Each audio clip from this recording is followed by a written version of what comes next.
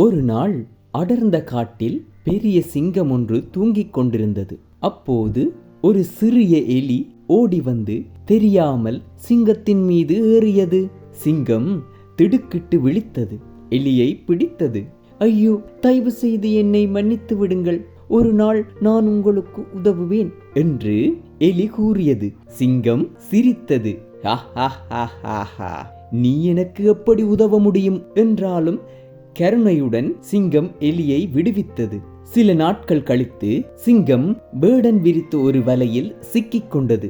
உதவி உதவி என்று கத்தியது. அந்த சத்தத்தை கேட்ட எலி உடனே அந்த இடத்திற்கு ஓடி வந்தது.